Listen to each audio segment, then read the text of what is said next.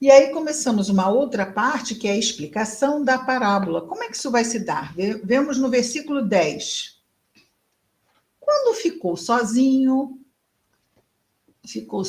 com relação à multidão. Quando a turba foi embora, quando ela se dispersou, quando eles foram lá para as suas casas, por fim, estava Jesus sem a turba, mas estava Jesus sozinho? Primeiro que a casa nem era dele, não podia estar sozinho, não é isso? Então ele estava com quem? Já havia escolhido seus 12 apóstolos? Já. Então já estava com seus apóstolos, mas não só com eles. Estava também com os seus discípulos. Então, quando Jesus ficou sozinho, os que estavam junto dele, com os 12 quem? Os 12 apóstolos, perguntaram sobre as parábolas. Olha que interessante. Então, nós temos um grupo de milhares de pessoas. Ah, Cristina, por que você fala milhares? Estou me reportando aqui a outras duas situações onde também essa turba numerosíssima alcançava a casa dos 5.000. E lembrando que naquele tempo os 5.000 eram homens, não é? Porque não se contavam mulheres e crianças. Então, se nesses dois momentos em que Jesus multiplica os pães e os peixes, nós temos 5.000, que fosse 2 ou 3, ou 6, mas era muita gente nesse sentido. Então, Jesus ficou sozinho junto com os 12 e mais outras pessoas, os seus discípulos. Dizia-lhes. Então, ele é que começou falando, mas não explicou. O que ele foi explicar aqui agora é sobre a questão das parábolas, ok? Então, vamos lá, como é que funciona essa questão de parábolas? Ninguém perguntou nada. E ele diz a esse grupo o seguinte: a vós foi dado o mistério do reino de Deus. Por que aquele grupo tinha uma maior condição de entendimento? Porque se eles tinham condições de saber o mistério do reino de Deus, por que eles tinham essa condição e outros não? Porque Jesus estava sempre com eles. Jesus falava e ensinava a eles coisas que não ensinava ao povo. É claro que também, não os discípulos, mas os apóstolos, não é algo...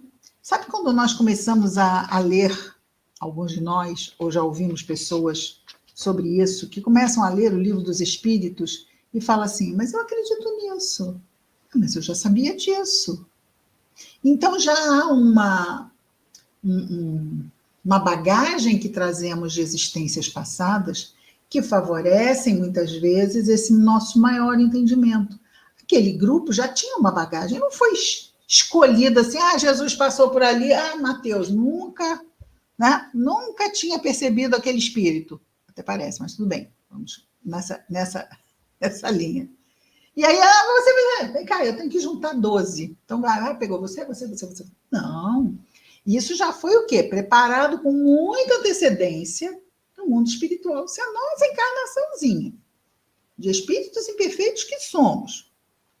Tem tanta gente trabalhando para os detalhes para que a gente chegue aqui. Imaginemos a missão do Cristo, que lá no Antigo Testamento, mais de 1000 anos antes, já haviam as profecias que falavam da chegada do Messias. Uau, isso é que é planejamento, hein? Isso é que é mais de 1000 anos antes a chegada de Jesus. E os 12, é claro que não foram escolhidos 100 anos antes. Há todo um preparo. Vejamos que eles ficaram com uma missão valiosíssima de propagar o evangelho depois da partida de Jesus. Isso não é pouca coisa, não é? Muito bem. Voltando aqui. Então ele diz, a vós foi dado o mistério do reino de Deus, mas aqueles de fora, aqueles que estavam lá fora, porque aquele já estava, não é, na casa de Pedro, aqueles de fora, tudo acontece em parábolas. Por quê? Porque a eles não foi dado os mistérios do reino de Deus. Eles não têm ouvidos de ouvir, por isso são contadas histórias. E aí ele vai dizer por quê. Olha que interessante. Olha esta frase, que é uma frase enigmática.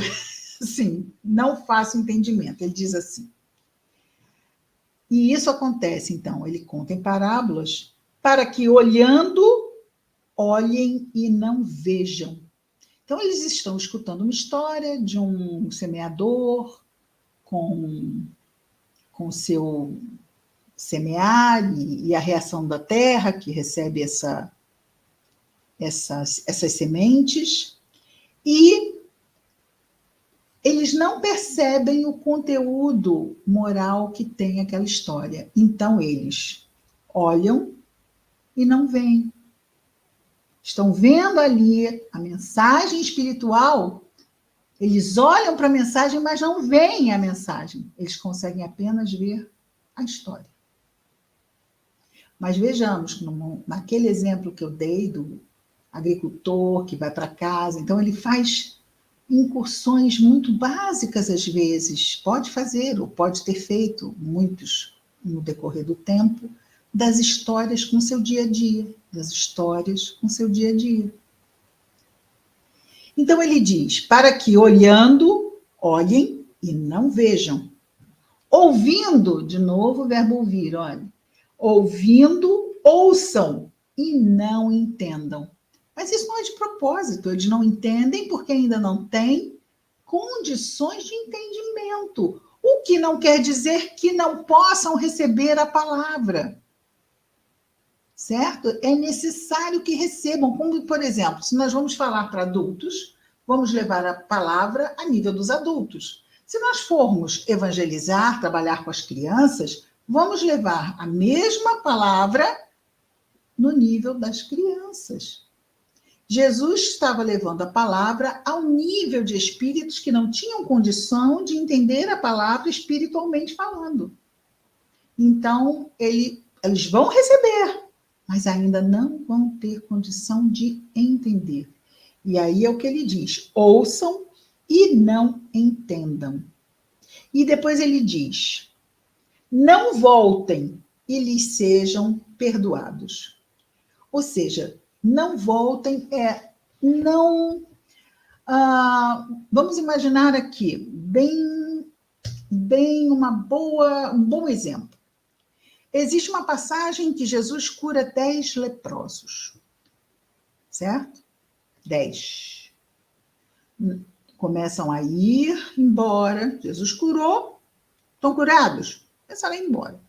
Um dos 10 voltou para agradecer Jesus.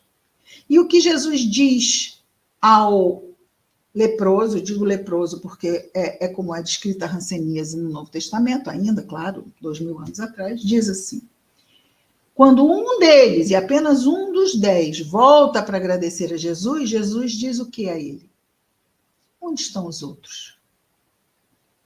Não voltaram, não agradeceram. Mas lhe seria cobrado isso?